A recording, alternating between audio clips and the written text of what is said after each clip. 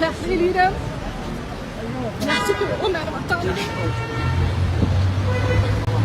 Bax, gələcək azad olacaq və mən sizinlə onun həbsdən azad olma xəbərini paylaşacaq. Gördük ki, Tofiq Yaqublu məhkəməyə gətirmədilər və hakim İlqar Qılıcov prezident tərəfindən gələn tapşırığı, qərarı elan elədi və Tofiq Yaqubun şikayəti təmin edilmədi. Onun necə şərləndiyini bütün ölkə, bütün xalq, bütün dünya bilir. Bu qədər fakt qoyduq ortalığa, bu qədər sübutlar qoyduq. İlham Əliyev Tofiq Yaqubdan qisas alır. Tarix bunu çox yaxşı sübut edib və göstərib ki, heç bir diktator ömrünün axırına kimi diktatorluq edə bilməyib və əvvəl-axır xalqın qarşısında cavab verir. Kamal Qılıcov peyda olubdur. Ben buna da çox sevinirəm. Diqqətlə bu şəkilə baxın.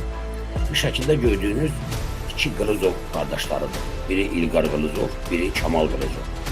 Bu İlqar Qılıcov ali məhkəmədə hakim işləyir. Təhdər işində deməli qərar qəbul edən hakimlərdən biridir.